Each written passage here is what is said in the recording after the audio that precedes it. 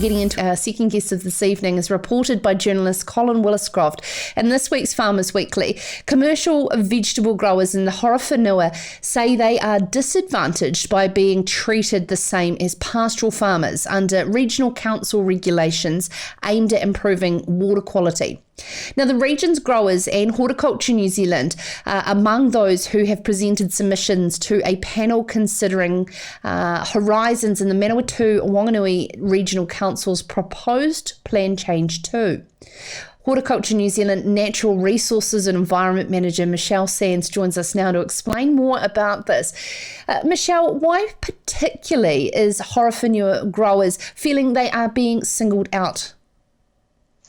Yeah, so the One Plan, which is the regional planning framework for the Horizons region, it has a method in it where they looked at the grass curve and the land use capability of land, and they used that as an indicator of the how productive farming should be and applied it to all land uses in the region. But then they specifically targeted places with water quality issues, including the Horowhenua, and sought that all farmers and growers operate within those kind of numeric limits. But the issue for vegetable growers is that essentially they're not growing grass and their systems are really different. And so they are very productive, but they're quite small systems, and they grow a lot of food, but they aren't able to really be compared with the nitrogen leaching rates that you might achieve on the same piece of land had it been used for dairy farming or sheep and beef farming.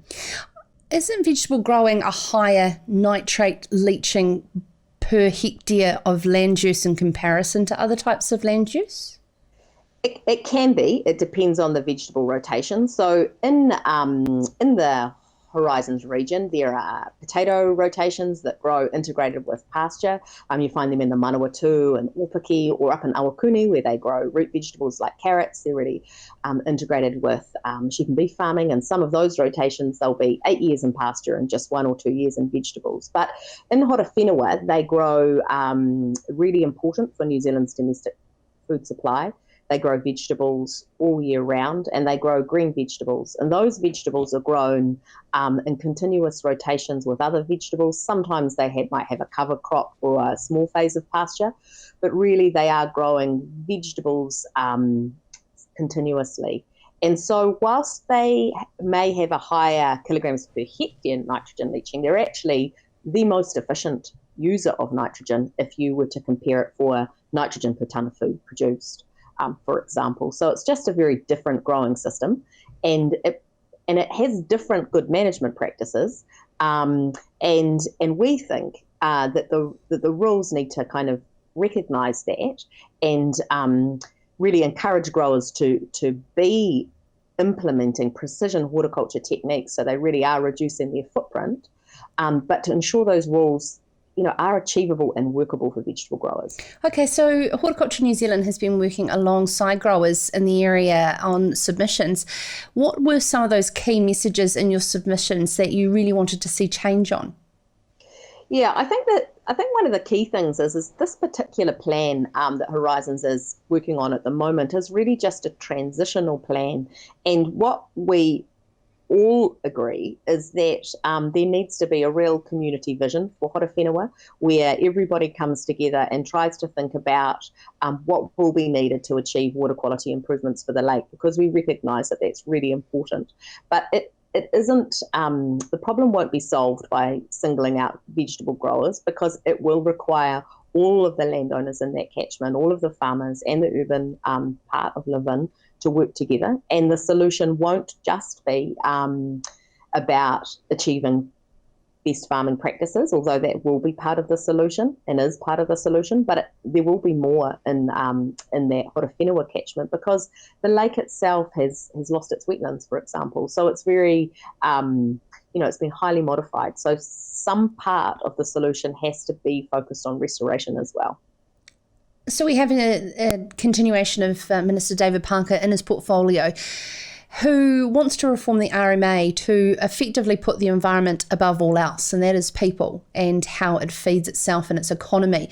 How do you work with that? Yeah, I think that the concept of Te Mana o Te Wai does sets up a hierarchy of obligations where the water's first and next is the human health and after that is the social and economy. But I think that we have to recognise that all of those things are really integrated as well. So, vegetables are really important for human health, but they need water as well, and they do have impacts. But underpinning our, I suppose, health and well-being is a healthy environment. So we have to try and find a way of working on the solution together. And it's not as simple, I suppose, as thinking that the problem can be solved by just the vegetable growers, being forced out of business. Yeah, here in Canterbury, I know vegetable growers that are also livestock farmers here in like the Pendarvis area, south of Lincoln, and the multi-land use movement. Back to the way that we used to. Do monoculture and vegetable growing communities see a change in being not just a vegetable farmer?